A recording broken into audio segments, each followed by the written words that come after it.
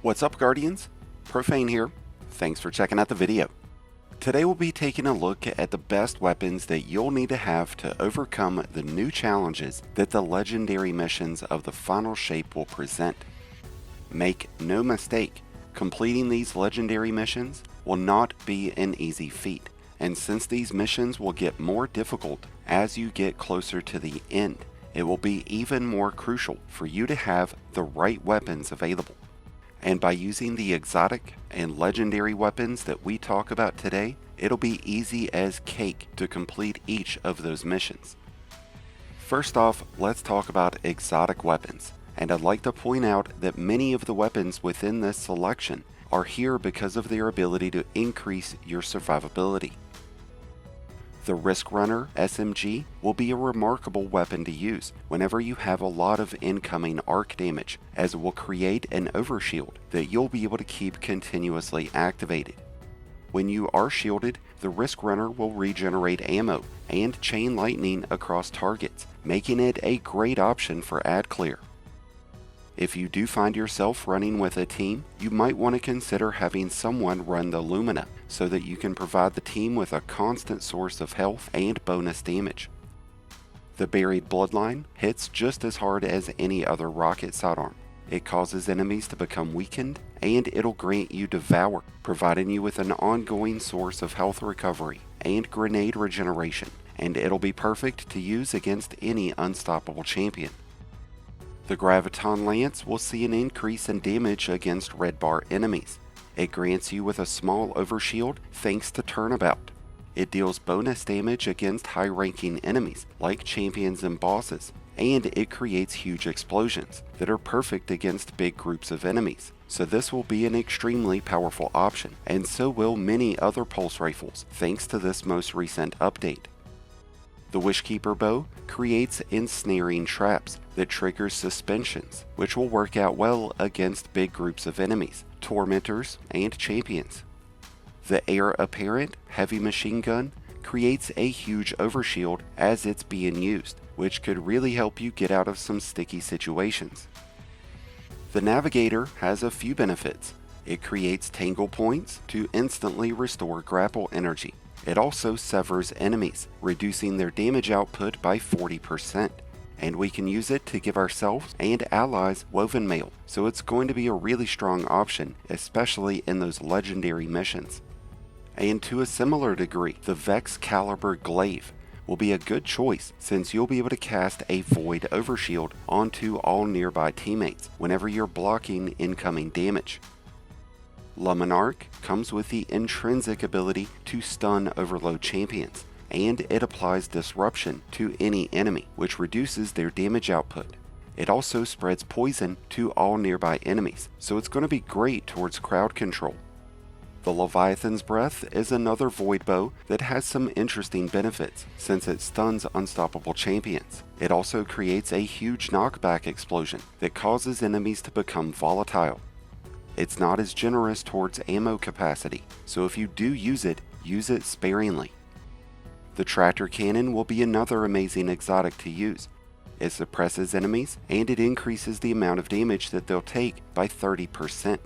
This became extremely beneficial when defeating legendary Callus during Lightfall's legendary campaign, but it does require you to get up close and personal. But that's why shotguns with 1-2 punch will pair up perfectly. If there are taken enemies present, then you may want to consider running either the Malfeasance or the Wishender, since both of these will deal increased damage to taken. Stepping outside of exotic weapons, let's talk about some of the best legendary weapons that you'll want to use. Rocket sidearms are so powerful right now, so the Indebted Kindness and the Call are going to be great options. Strand weapons that come with Slice, like the Scatter Signal or the Incisor, will be invaluable options since they're going to inflict sever onto enemies, reducing their damage output just like the Navigator. Stasis weapons with Chill Clip, like the Riptide or the Deliverance, will be super helpful towards crowd control and keeping tormentors and other big enemies at bay. There's a few additional benefits that you'll have when running stasis weapons because of this new artifact. So if you are running a stasis primary weapon, I would recommend using Headstone. Grenade launchers that come with disorienting grenades will give you a big advantage against aggressive enemies, as you'll be able to stop them in their tracks with momentary disorientation. Solar weapons with incandescent are great to use against big groups of enemies, but to provide yourself and teammates with an extra source of health recovery, Heal Clip will be just as beneficial of an option. The No Hesitation Solar Auto Rifle will introduce the new support frame, making it pretty easy to continuously heal allies, so this will be a strong option to get early on. Kinetic weapons that come with kinetic trimmers will really be a strong option since they'll hit multiple enemies at once, helping you trigger the effects of prismatic transcendence. That new artifact will also be benefiting kinetic weapons, so kinetic trimmers will be even more of a sure bet. And since that new artifact is also providing a few benefits with void weapons, it would also be advantageous to have these equipped with destabilizing rounds or repulsor brace. There's a couple of really strong origin traits that will provide a lot of benefits.